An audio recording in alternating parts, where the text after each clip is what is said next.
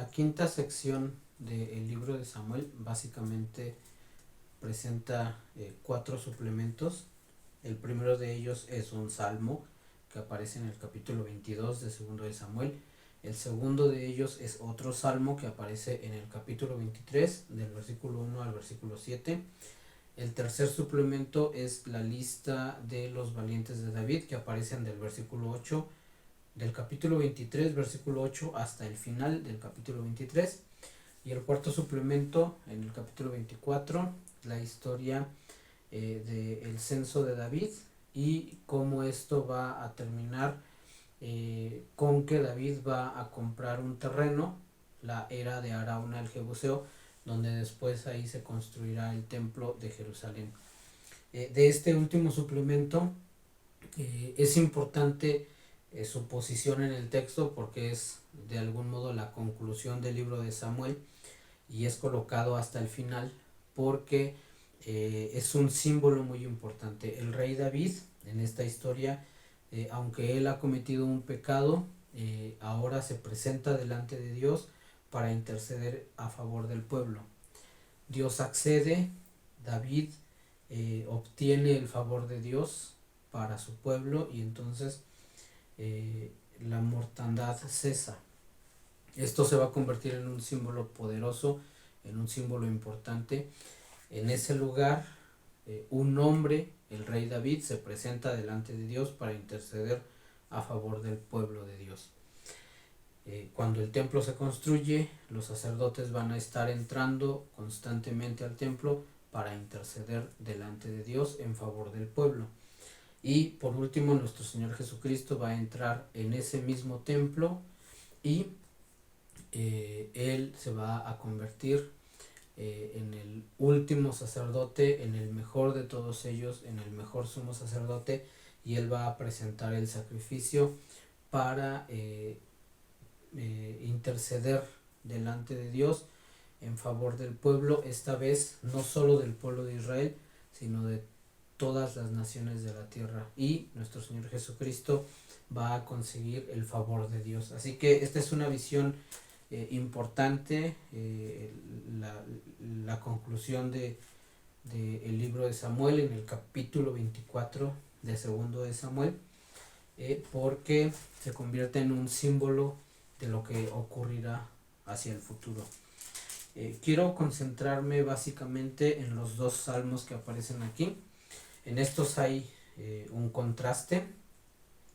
En el Salmo 22 el rey David va a mirar hacia el pasado, y en el Salmo 23, en segundo de Samuel capítulo 22 el rey David mira hacia el pasado, y en el salmo que aparece en el capítulo 23 el rey David mira hacia el futuro.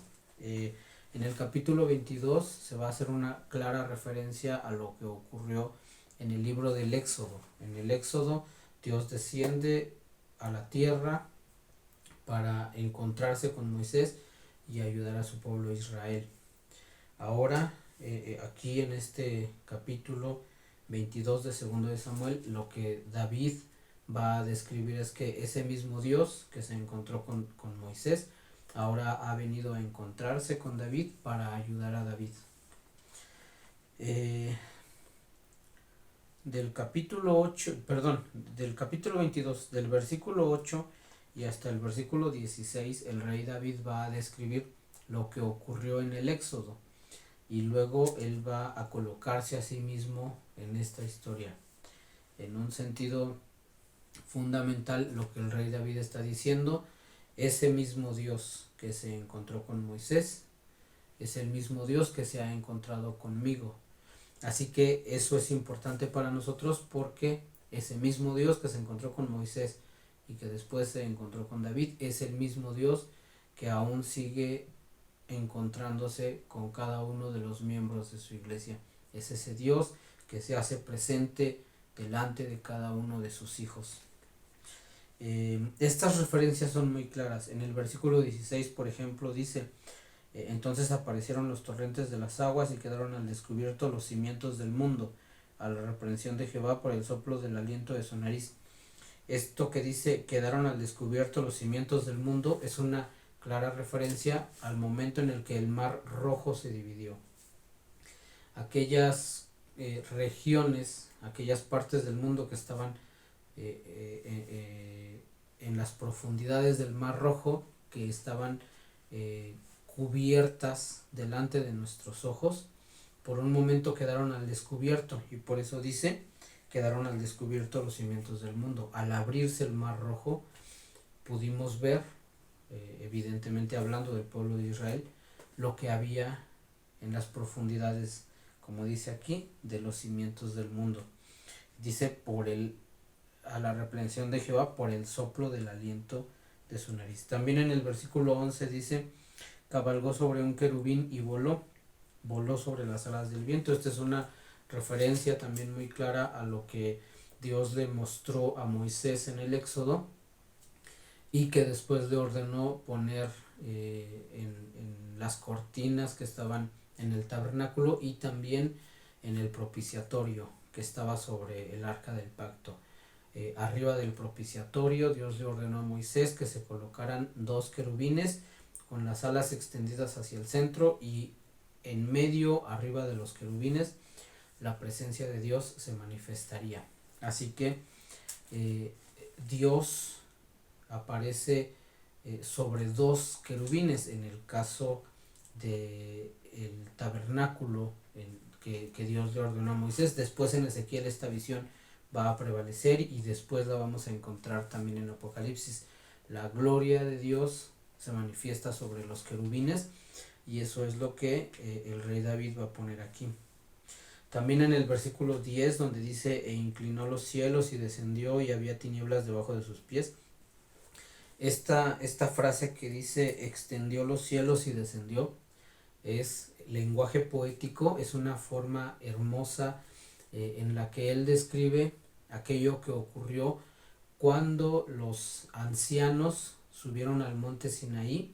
Los ancianos de Israel suben al monte Sinaí junto con Moisés, y lo que la Biblia dice es que presentan un sacrificio, y mientras ellos están comiendo la porción que a ellos les toca, de pronto el suelo debajo de sus pies se vuelve como un embaldosado. Eso es lo que dice el texto, y dice que se vuelve azul, tan claro como el azul del día.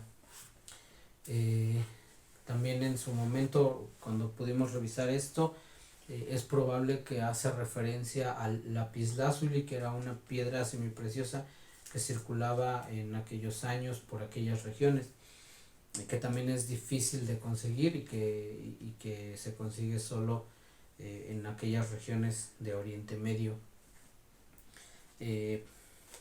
o bueno, en aquella época era la zona más cercana que había. Y este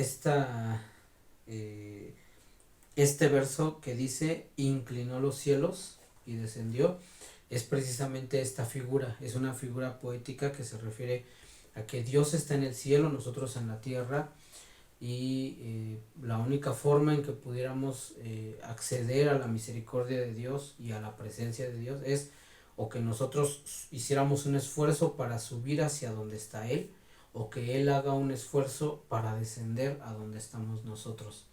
Y lo que Él hace es que Él inclina los cielos, que es lo que dice aquí, inclinó los cielos y descendió, de modo que por un momento, en el caso de lo que vivieron los ancianos de Israel con Moisés, por un momento ellos pudieron contemplar las cosas que hay en el cielo, pero estando en la tierra. Ellos están en la tierra, están en el monte Sinaí, y por un momento el cielo se toca con la tierra, y ellos pueden experimentar el cielo en la tierra, porque donde Dios se para se convierte en la habitación de Dios.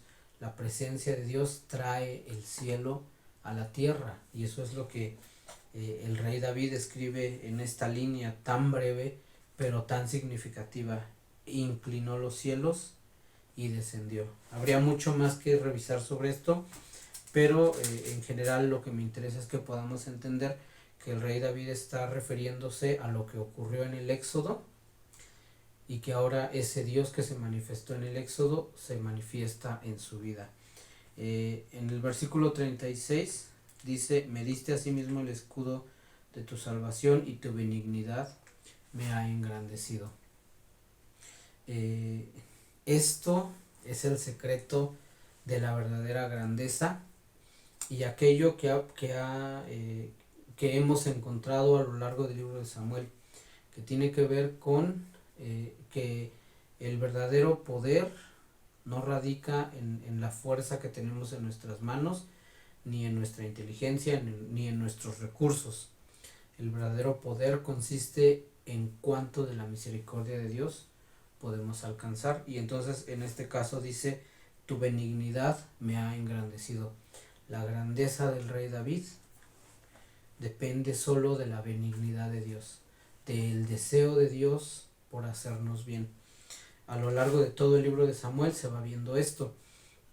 David se va a enfrentar a personas que militarmente son más poderosas, que incluso físicamente son mucho más grandes que él, que políticamente son más hábiles que él.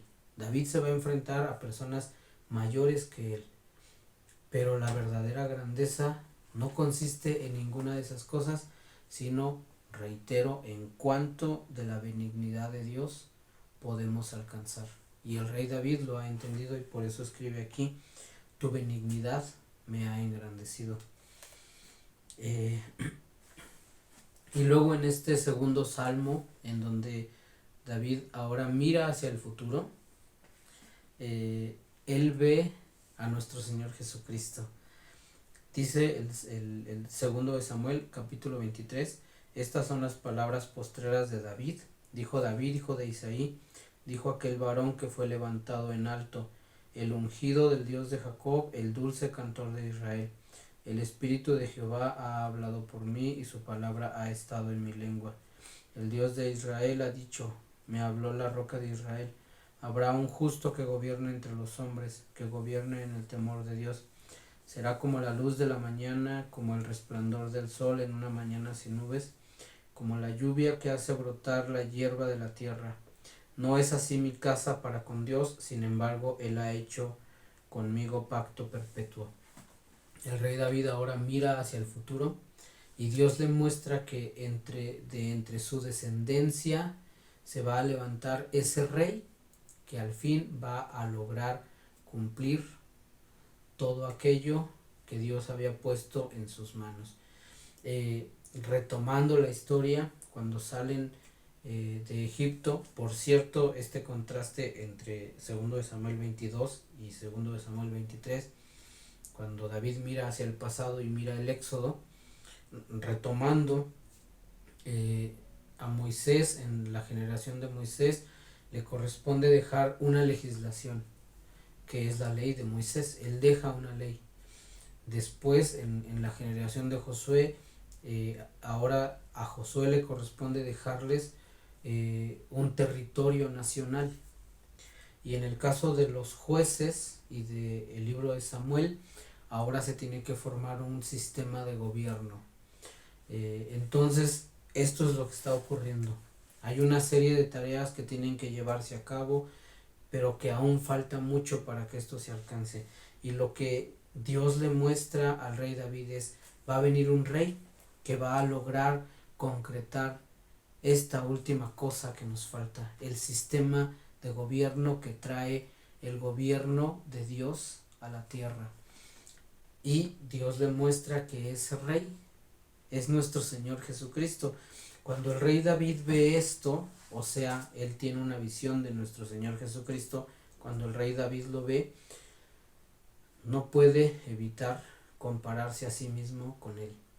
Y él mira a toda su familia, a sus hijos, a sus hermanos, a toda la gente que ha estado con él y a sí mismo, y dice: todos nosotros juntos no valemos ni una pequeña parte de lo que él es. Y es lo que dice aquí en el versículo 5, dice: no es así mi casa para con Dios.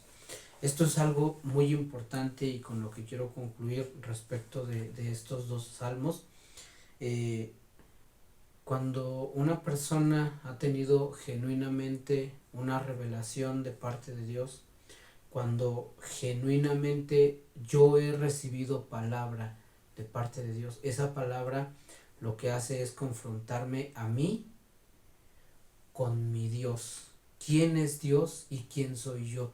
La revelación de Dios, la palabra verdadera de Dios me muestra quién es Dios y quién soy yo. Y eso es lo que David está viendo aquí. ¿Quién es ese rey que viene a reinar sobre todos los hombres? Y entonces cuando el rey David lo ve y se ve a él mismo y él entiende toda mi familia, lo que mis hijos representan y lo que yo represento, no somos absolutamente nada, no tenemos nada que ver con aquello que Él es. Así que un encuentro real con Dios nos lleva a entender cuál es nuestra posición delante de Él y que dependemos de su misericordia. Y por eso es que en el versículo 5 dice: no es así mi casa para con Dios, sin embargo Él ha hecho conmigo pacto perpetuo, ordenado en todas las cosas y será guardado. Así que David sabe que todo esto no depende de él, sino de Dios. Y esto es lo que quisiera que podamos poner en nuestro corazón, que la palabra de Dios pueda confrontarnos con nosotros, no para que digamos que no valemos nada, sino para que podamos entender lo que David entendió en este salmo que aparece en el capítulo 22. Si podemos estar en algún lugar, si hemos podido alcanzar algo, no es por lo que somos o por lo que tenemos, sino por la benignidad de Dios. Así que pues esta es la reflexión que puedo compartir sobre esta lectura final del libro de Samuel, y espero que les sea de bendición.